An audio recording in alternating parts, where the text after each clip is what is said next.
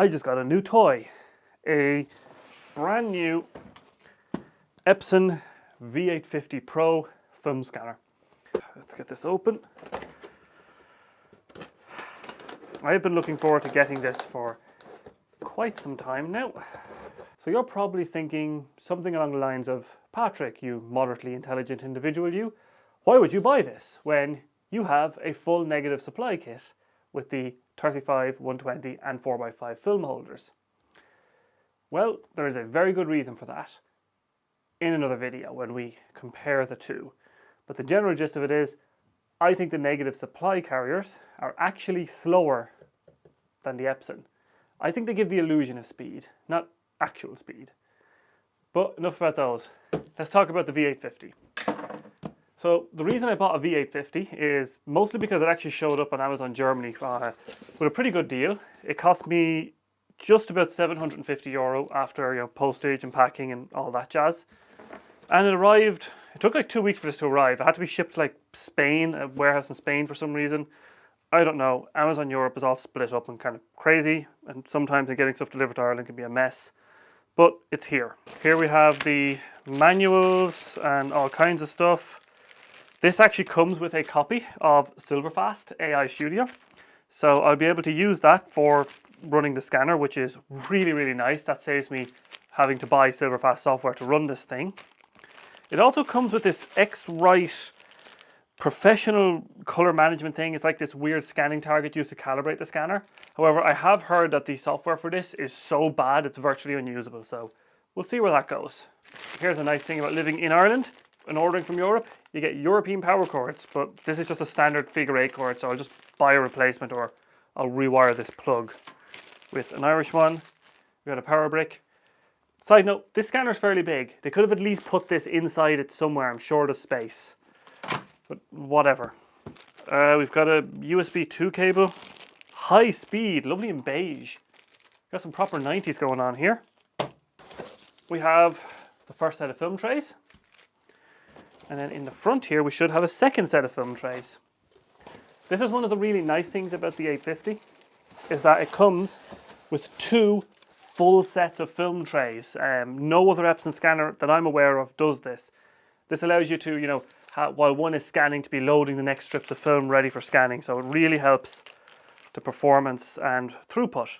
Out of the box. Come on, come on. Yeah, this thing is quite the chunk.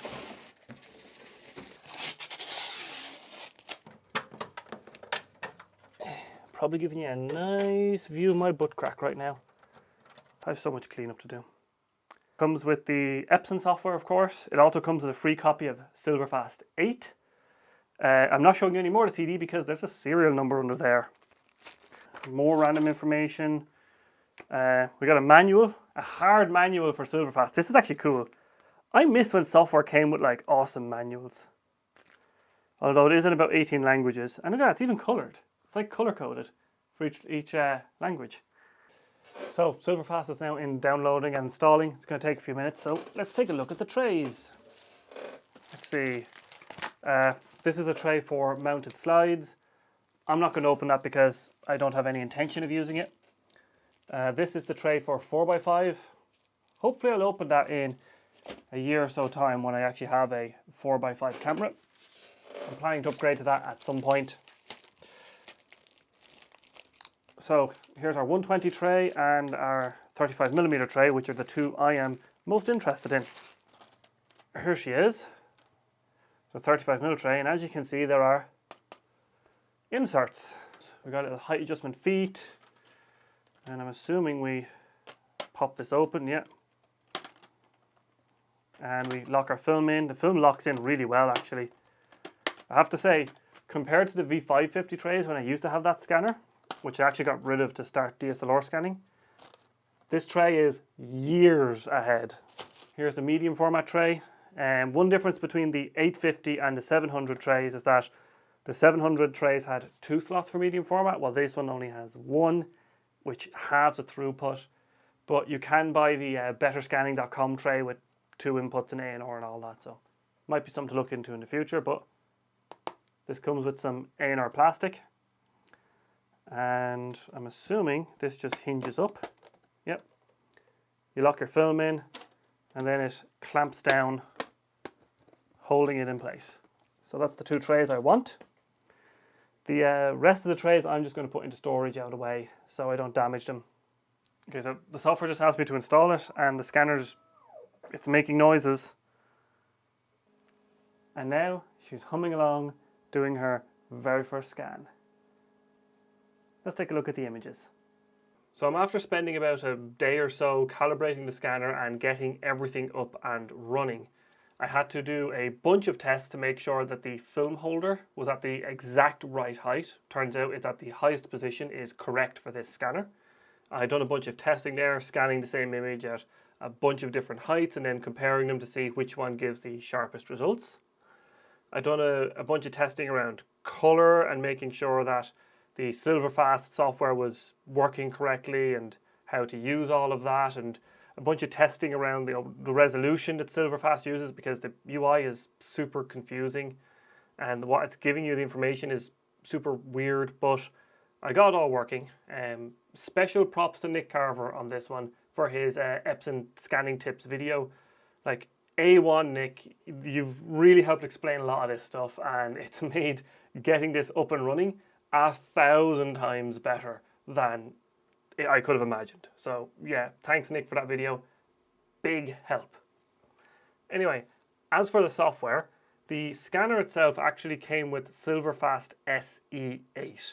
Now, I wanted Silverfast AI Studio because Silverfast AI Studio has the ability to do 48-bit TIFF files. So this option here, 48-bit and 16-bit, doesn't exist on the SE version. You have to do either 48-bit raw HDR, which is super weird because I believe that goes into their HDR thing, and it also can't separate the IR channels. It doesn't do the dust cleanup properly from what I've seen.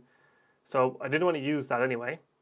It also has the option for 48-bit, and then it downsamples it in the software to 24-bit, but that only gives you 8 bits per channel for each color. And with that, you can get weird gradations in the sky. I started having it immediately on scans. I noticed it like that. So I didn't want to use the 24-bit version, so I upgraded to Silverfast AI Studio. Turns out LaserSoft allows you to just purchase an upgrade license if you have your Silverfast 8 key. So I did that, and I'm now running the Silverfast 9 AI Studio. Now the upgrade was €75. I did download the demo version of Silverfast 9 and done a bunch of scanning with that. You get a 30-day demo just to make sure that it was actually going to solve the problems I was having, and it did. So I made the purchase. As for the actual experience of running the scanner, it's been amazing. The film tray holders work really, really well. You know, all the film has been held really flat. You know, I cleaned off the dust beforehand, load them into the scanner, set up the scans, click scan, and then I can just do whatever, and it's going to just automatically produce me a file which is 95% of the way to completed. And that is what I've been looking for. Because the negative supply stuff is very, very slow in software. You know, it's very fast in hardware, but only gets your image maybe 50% of the way there. And then you have to do the rest by hand, you know, dust cleaning, and Jesus, the dust cleaning is bad. The ISRD and the Epson scanner is epic. It's such a good feature. It's so amazing. And it just works so well. I'm able to take dusty negatives and they're cleaned up 90%. And I just have to go into Photoshop and do a little tooling with them. And then I just import them into Lightroom or Photoshop, depending. Do a little bit of sharpening, tiny little bit of color adjustment, tiny little bit of, you know, move the midtones around and adjust things. Maybe I want to crush some shadows here and there, because I've been trying to scan to keep all the data so I can do a few little things on the Lightroom end, and then the images are finished. You know, it's so much faster. So let's take a look at some scans here in Lightroom. Now these are some DSLR scans here in green. We're not going to look at those just yet. But here's a black and white scan I did. Now one thing to note is that the infrared dust removal, ISRD or digital ice or whatever it's called, it's branded differently based on the vendor, doesn't work on black and white. Infrared light is blocked by the grains of silver in black and white film. so you can't actually use the ISRD, so you have to manually clean up the dust, which isn't too bad. In Photoshop you can just use the spot healing brush and it's pretty much done. For color film though, negative and positive, it works fine. It also works on black and white C41 film. So if you have, I believe it's Ilford XP2 it's called, it's like a C41 black and white film. So it's essentially a chromogenic film, like color film, but instead of releasing, you know, a red, green and blue dye, it just releases black dyes and creates a black and white image using the color process. Super cool film if you can't do black and white developing yourself, by the way, and your lab doesn't support it. Kodak used to make one, I think it was 400 CN, and Ilford Fuji made like Neopan 400 CN, I believe. I wish they'd bring those back. They were super cool. Anyway, that's the black and white I scanned here. This was shot on Fuji Acros 2. It's just a silhouette of a tree in the park with the sky in the background. And the next bunch were all color negative scans from Santorini. So this is one of the church up on top of the hill between Fira and Ia. That scan came out really well. This one in particular was one I wanted to try because when I scan this and convert it with Negative Lab Pro, this is on Ektar. There's something weird with Ektar because whenever I shoot it and then when I scan it using Negative Lab Pro, it just, I don't know what it is, but the magenta channel just seems to go absolutely insane. You know, in here in these dark shadow areas, you start getting weird magenta shifts here, and then you get weird blues in other places. It just goes out of control without you even realizing it. The rest of these are then on Pro 400H. These are some people riding the donkeys up from the old harbour. Here's the same group as they're coming up along towards me. They almost stepped on my foot many times, those donkeys going by. But this image just looks great to me. These are all shot on 120, by the way. You know, the greens of the tree here in the background, the donkey's colours are perfect. There's no colour shifting, there's no weirdness. The sharpness of the scan is excellent. You know, the grain is just starting to peek in, and for a 400 ISO film, it's just about right.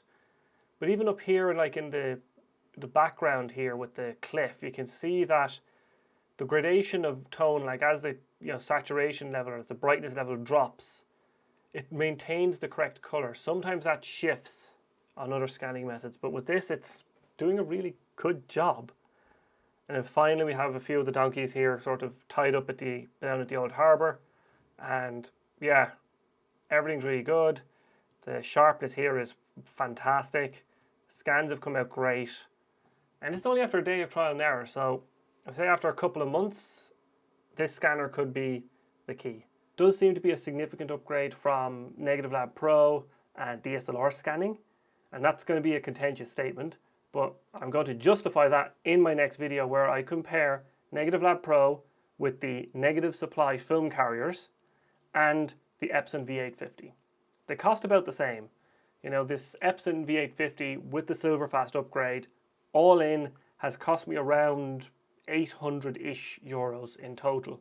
To get the negative supply, you have to buy all of it, import it, you have to buy a light for it, you have to buy a copy stand, and also when it comes to scanning it, I'm using a Nikon Z7, it's actually mounted as a webcam right now, but I'm using a Z7 and a macro lens. It's this 60mm macro lens that I normally use on an FTZ adapter. You know, that cost adds up to be really expensive. You know, if I didn't already have the Z7 and the macro lens, it's about the same cost. But if you have to buy the macro lens, like that's a cheaper one. It's like 300 quid now. It's used. Yeah, for 250, 300 used. That's, you know, a third of the cost of the Epson or more alone. So when it comes to film scanning, it appears the Epson might be a better choice. But I will prove that in the next video. Or disprove it, because I haven't done all the testing yet. But we shall see. Anyway, that's it for this video. I'll see you next time.